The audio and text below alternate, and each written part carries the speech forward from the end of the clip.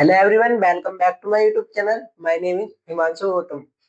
तो कल मैंने आप सभी को कोशिका चैप्टर के पेज नंबर 4 की एनसीईआरटी बुक की रीडिंग करा दी थी और आशा करता हूँ आप सभी ने वो वाली वीडियो मेरी जाकर देख ली होगी और उसकी क्वेश्चन प्रैक्टिस भी आपने कर ली होगी।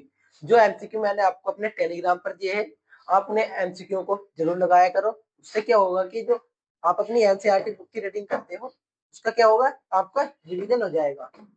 तो आज हम पढ़ेंगे अपने कोशिका चैप्टर के पेज नंबर 5 की एनसीईआरटी बुक की रीडिंग।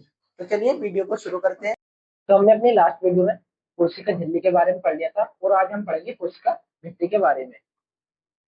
कोशिका भित्ति, आपको याद होगा कि कवक व पौधों की जीव द्रव्य झिल्ली के बाहर पाए जाने वाली निरंतर निर्जीव आवरण को कोशिका भित्ति कहते हैं। यानी कि जो हमारे पौधे होते हैं उनकी जो हमारी जीव द्रव्य झिल्ली होती है, उनके बाहर जो हमारा एक आवरण पाया जाता है उसको हम क्या कहते हैं, उसको हम कोशिका भित्ति कहते हैं। और ये जो हमारी कोशिका भित्ति है ये कैसी होती है, यह एक निर्जीवी आवरण की बनी हुई होती है।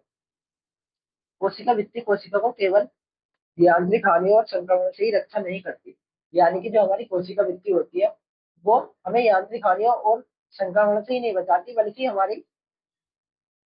बल्कि कोशिकाओं के बीच आपसी संपर्क बनाए रखने, यानी कि कोशिकाओं के बीच आपसी संपर्क बनाए रखने में भी मदद करती है तथा अवच्छेदक परिवाहक अणुओं के लिए अवरोधक प्रदान करती है और अणुओं को रोकने का भी कार्य करती है। शैवाल की कोशिका भित्ति सेलुलोज, इलेक्टिनस, मिनास व खनिज लवण जैसे कैल्शियम कार्बोनेट की बनी होती है। यानी कि देखो, जो हमारी शैवाल की कोशिका भित्ति होती है वो किस किस की बनी होती है, वो शैवाल की बनी होती है, इलेक्टिनस, मिनास, खनिज लवण जैसे कैल्शियम कार्बोनेट की बनी होती है। जबकि दूसरे पौधों में यह सेलुलोज, हेमिसेलुलोज, पेक्टिन, प्रोटीन की बनी होती है। बल्कि ये जो हमारी कोशिका भित्ति होती है दूसरे पौधों में किसकी बनी होती है, ये बनी होती है सेलुलोज की, हेमिसेलुलोज की, पेक्टिन पेक्टिन और प्रोटीन की बनी होती है। दूसरे पौधों में ये सेलुलोज, हेमिसेलुलोज, पेक्टिन और प्रोटीन की बनी होती है। नवजात पादप कोशिका की कोशिका भित्ति में स्थित प्राथमिक भित्ति में वृद्धि की क्षमता होती है। यानी कि जो हमारी नवजात कोशिका होती है उसकी जो हमारी कोशिका भित्ति होती है प्राथमिक, उसमें क्या होती है, उसमें वृद्धि करने की क्षमता होती है जो कोशिका को परिपक्व के साथ घटती जाती है। यानी कि ये जो हमारी क्षमता होती है ये कोशिका के जैसे जैसे हमारी कोशिका बड़ी होती रहेगी ये क्षमता उसकी कम होती जाती है। के साथ कोशिका के भीतर की तरफ एक द्विभित्ति का निर्माण होने लगता है।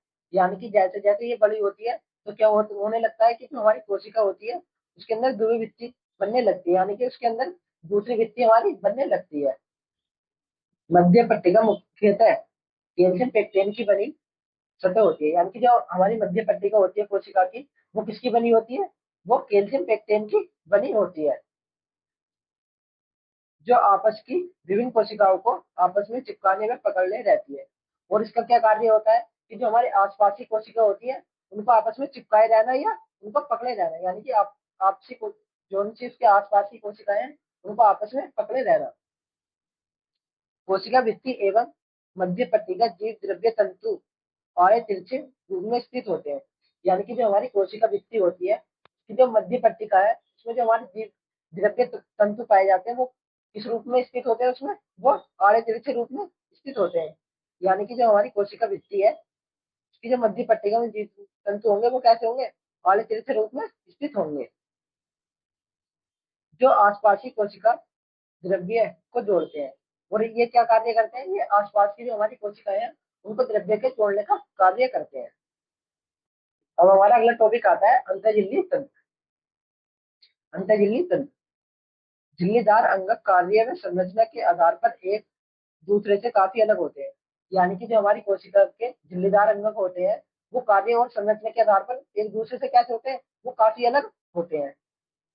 इनमें से बहुत से ऐसे होते हैं जिनके कार्य एक दूसरे से जुड़े रहते हैं और इनमें कुछ अंग हमारे ऐसे होते हैं जिनके कार्य एक दूसरे से क्या रहेंगे, जुड़े हुए रहेंगे, यानी कि इनके जो आपसी कार्य होते हैं वो एक दूसरे से जुड़े रहते हैं।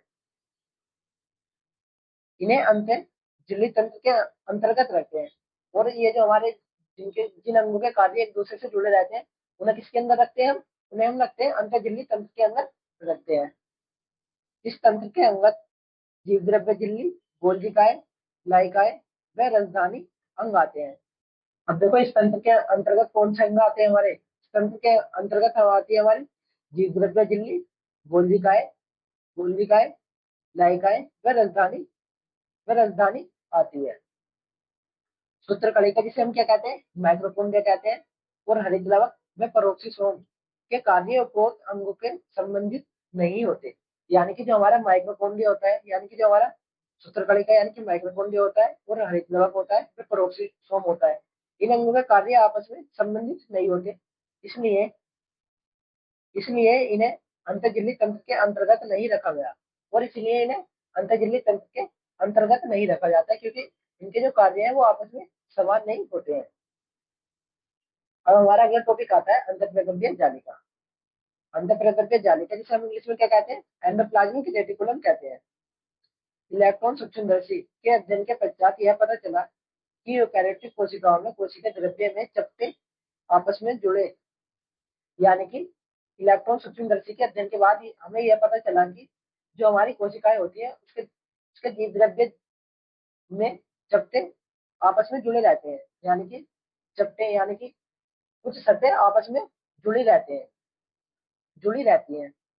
थैली युक्त छोटी नलिकाबद्ध जालिका तंत्र बिखरा रहता है। यानी कि थैली युक्त छोटा नलिकाबद्ध जालिका तंत्र क्या रहता है, बिखरा हुआ रहता है। इसे हम अंत जालिका कहते हैं। इसे क्या कहते हैं, अंतःप्रेतव्य जालिका कहते हैं।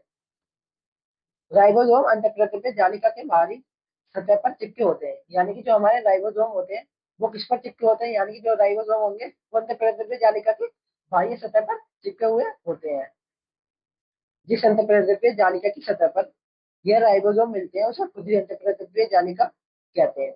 यानी कि जिस सतह पर हमारे राइबोसोम उपस्थित होंगे उस अंतःप्रेतव्य जालिका को हम क्या कहेंगे, उसे कहेंगे हम खुदरी अंतःप्रेतव्य जालिका।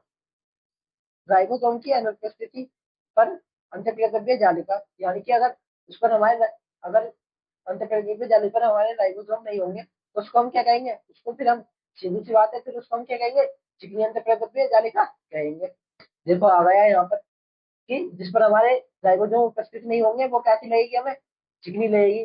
अतः इसे चिकनी अंतःप्रेतव्य जालिका कहते हैं। यानी कि जिस पर हमारे राइबोसोम उपस्थित नहीं होंगे उसे क्या कहेंगे हम, उसे कहेंगे हम चिकनी अंतःप्रेतव्य जालिका।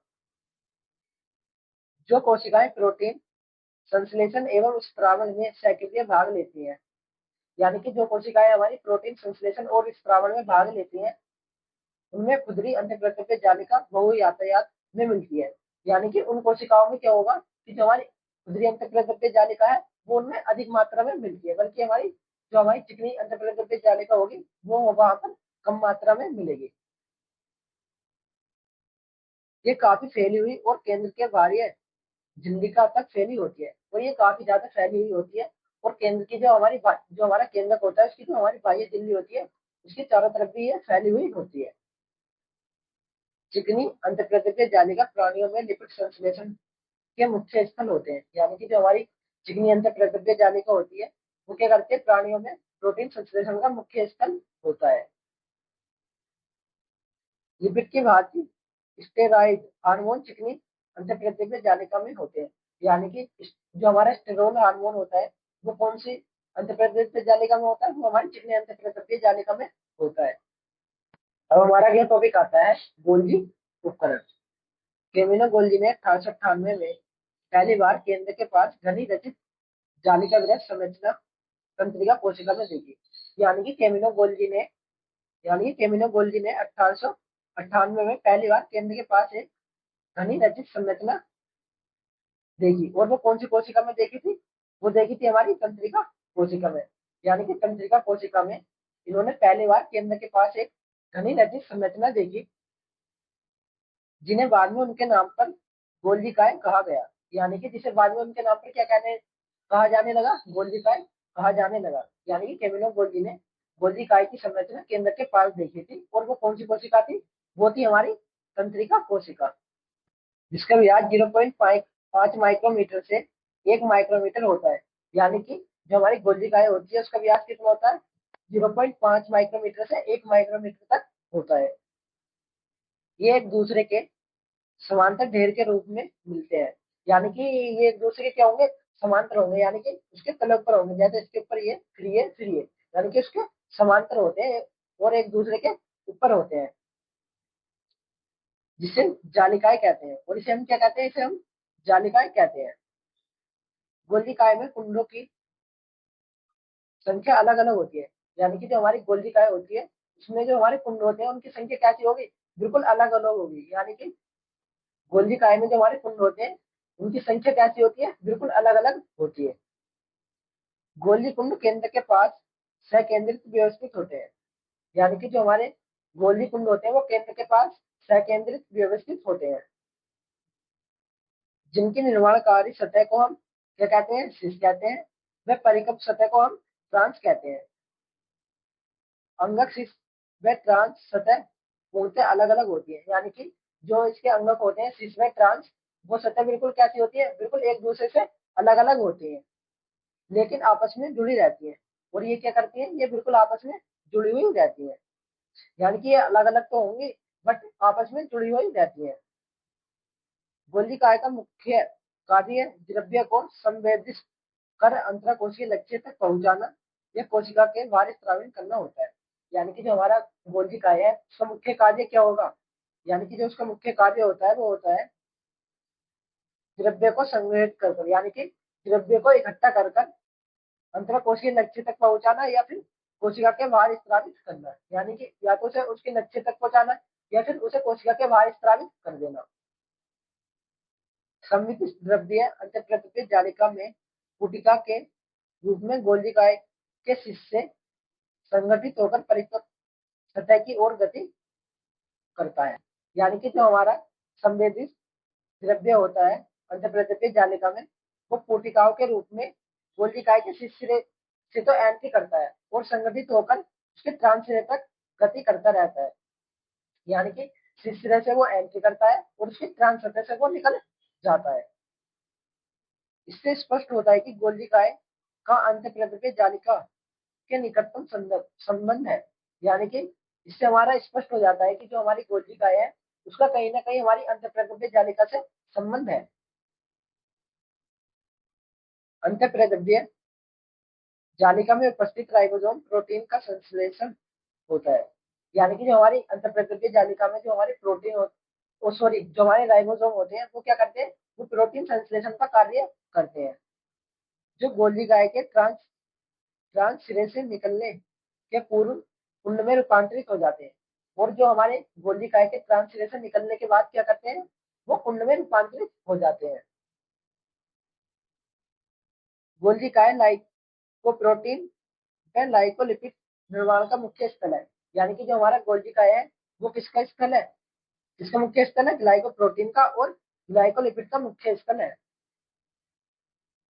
यानी कि गोलिकाय हमारा ग्लाइको प्रोटीन और ग्लाइकोलिपिड का मुख्य स्थल है। अब हमारा अगला टॉपिक आता है लाइकाए, जिसे हम इंग्लिश में लाइसोसोम कहते हैं। ये झिल्ली पूटी का संरचना होती है जो संवेदी विधि द्वारा गोलिकाय से बनती है। यानी कि इसका निर्माण किससे होता है, इसका निर्माण होता है हमारी गोलिकाय से, इसका निर्माण होता है, यानी कि गोलिकाय से ये बनती है और ये एक झिल्ली पूटी का संरचना है। पृथ्वीकृत लाइकाए पुटिकाओं में सभी प्रकार के जल अवघटनी एंजाइम पाए जाते हैं। यानी कि इसमें सभी प्रकार के, यानी कि जो हमारा लाइकाइन है इसमें सभी प्रकार के हमारे क्या पाए जाएंगे, जल अवघटनी एंजाइम पाए जाएंगे। जैसे कार्बोहाइड्रेलेज व लाइपेसेज व प्रोटेसेज व कार्बोहाइड्रेजेज मिलते हैं। यानी कि इसमें हमारे सभी प्रकार के एंजाइम मिलते हैं जो कैसे होते हैं, जल अवघटनी होते हैं, जो अम्लीय परिस्थितियों में सर्वाधिक क्रिया सक्रिय होते हैं। यानी कि जो अम्लीय परिस्थितियों में क्या होते हैं, सर्वाधिक सक्रिय होते हैं। ये enzyme carbohydrate protein lipid nucleus अम्ल आदि के पाचन में सक्षम। यानी कि हमारे ये जो एंजाइम होते हैं ये क्या होते हैं, कार्बोहाइड्रेट प्रोटीन और लिपिड और न्यूक्लियस अम्ल के पाचन में क्या होते हैं, सक्षम होते हैं। यानी कि ये क्या करते हैं, ये एंजाइमों का पाचन करते हैं। और वो कौन से एंजाइम है, जैसे कार्बोहाइड्रेट प्रोटीन लिपिड और न्यूक्लियस अम्ल। अब हमारा अगला टॉपिक आता है राजधानी, जिसे हम इंग्लिश में क्या कहते हैं, इसे हम इंग्लिश में कहते हैं विजुअल। कोशिका द्रव्य में झिल्ली द्वारा घिरी जगह को राजधानी कहते हैं। यानी कि जो हमारे कोशिका द्रव्य में झिल्ली द्वारा कोई संरचना गिरी रहती है उसे ही हम क्या कहते हैं, उसे ही हम राजधानी कहते हैं। इसमें पानी, रस, उत्सर्जी पदार्थ व अन्य उत्पाद जो कोशिका के लिए उपयोगी नहीं है भी मिलते हैं। यानी कि इसमें वो सभी पदार्थ मिलते हैं जो कोशिका के लिए उपयोगी नहीं है, जैसे कि हमारा पानी, रस, उत्सर्जी पदार्थ व अन्य उत्पाद, वे अन्य उत्पाद जो कोशिका के लिए आवश्यक नहीं है, वो सभी किसमें मिलेंगे, हमारी राजधानी में मिलेंगे। राजधानी एकल झिल्ली की अतिरिक्त होती है, यानी कि जो हमारी राजधानी होती है वो एकल झिल्ली की हुई बनी होती है, जिसमें टीनोप्लास्ट कहते हैं, जिसे हम तो कहते हैं टीनोप्लास्ट कहते हैं। पादप कोशिकाओं में यह कोशिका का लगभग, सॉरी, पादप कोशिकाओं में ये कोशिका का 90% स्थान घेरे रहती है। यानी कि जो हमारी राजधानी है वो पादप कोशिका में, पादप कोशिका कितने बड़ा स्थान घेरे रहेगी, उसका 90% स्थान घेरे रहती है। पौधों में बहुत से आयन में दूसरे पदार्थ सांतक प्रवणता के विपरीत, यानी कि पौधों में जो हमारे आयन में दूसरे पदार्थ होते हैं वो सांतक प्रवणता के विपरीत तीनों प्लाट से होकर राजधानी में अभिगमित होते हैं, यानी कि तीनों प्लाट से होकर वो राजधानी में पहुंच जाते हैं। इस कारण इसमें सांतकता राजधानी में कोशिका द्रव्य की अपेक्षा काफी अधिक होती है। इसी कारण जो हमारी राजधानी होती है वो क्या होती है, कोशिका की द्रव्य की अपेक्षा क्या होती है, काफी अधिक होती है। वो काफी अधिक होती है कोशिका द्रव्य की अपेक्षा हमारी राजधानी, सांतक राजधानी। अमीबा में संकुचन राजधानी प्रसरण के लिए महत्वपूर्ण है। यानी कि जो हमारा अमीबा होता है उसमें जो हमारी संकुचन राजधानी होती है वो किसके लिए महत्वपूर्ण है, उत्सर्जन के लिए महत्वपूर्ण होती है। बहुत सारी कोशिकाएं जैसे आद्य जीव में खाद्य राजधानी का निर्माण खाद्य पदार्थों को निकालने के लिए होता है। यानी कि जो हमारी खाद्य राजधानी होती है उसका जो निर्माण होता है आद्य जीव में, वो किस लिए होता है, वो खाद्य, जो हमारे खाद्य पदार्थ होते हैं उन्हें निकालने के लिए ही होता है। अगर आप सभी को वीडियो पसंद आई तो वीडियो को लाइक और हमारे चैनल को भी सब्सक्राइब करें। और अगर आप, जो मैंने आपको ये एनसीईआरटी बुक पढ़ाई है इसके ऊपर आप क्वेश्चन प्रैक्टिस करना चाहते हो तो आप हमारे टेलीग्राम चैनल को ज्वाइन कर सकते हैं, जिसका लिंक मैंने आपको डिस्क्रिप्शन में दे दिया है। आप वहां जाएं और मेरे टेलीग्राम चैनल को ज्वाइन कर लें, क्योंकि मैं आपको जो ये एनसीईआरटी बुक पढ़ाई है इससे रिलेटेड एमसीक्यू मैं आपको कहाँ देता हूँ, अपने टेलीग्राम चैनल पर ही देता हूँ। तो आप हमारे टेलीग्राम चैनल को जरूर ज्वाइन करें। मिलते हैं फिर नेक्स्ट वीडियो में, तब तक बने रहिए हमारे इस विद्या न्यूज चैनल पर।